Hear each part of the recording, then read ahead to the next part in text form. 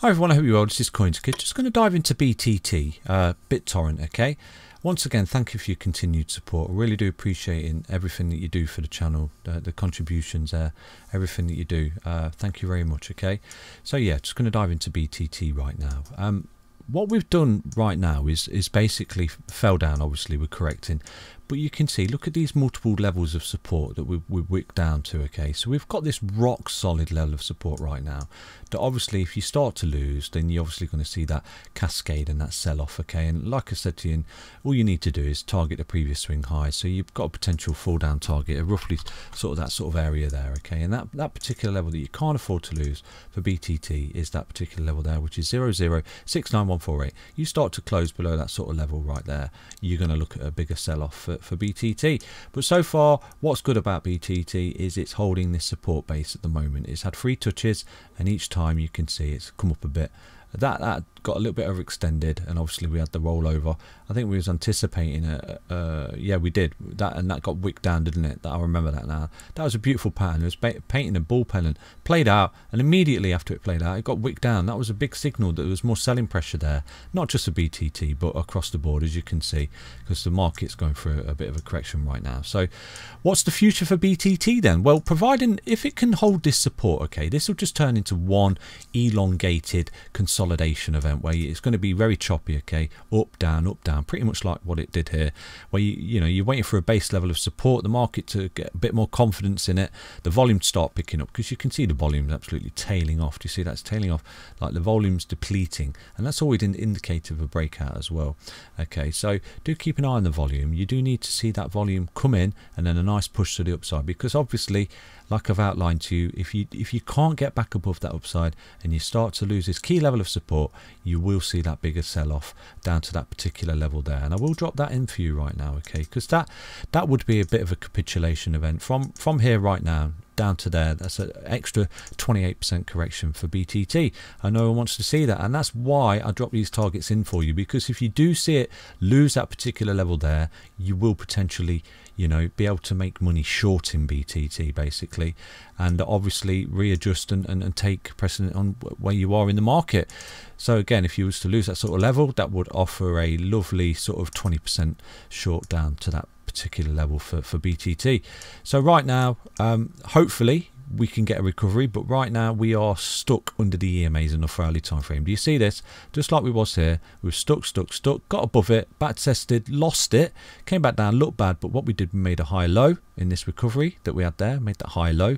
Then we've got some kind of support pumped up, and then obviously we've lost it because of the Bitcoin correction. But right now, look, right now you've got a very similar scenario going in where you fell down, you formed a base, you started to move on forming high lows. Do you see this?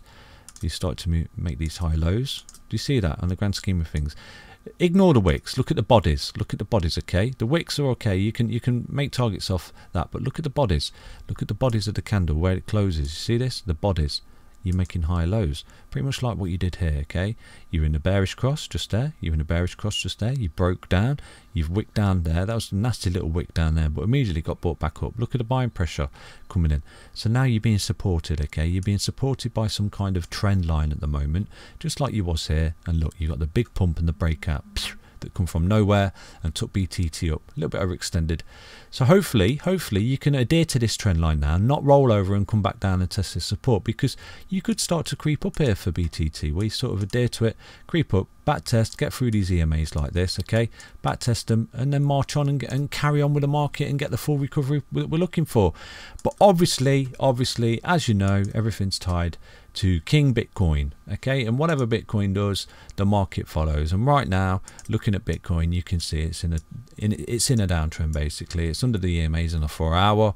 We've actually got a bit of a target for Bitcoin if it was to break down any further.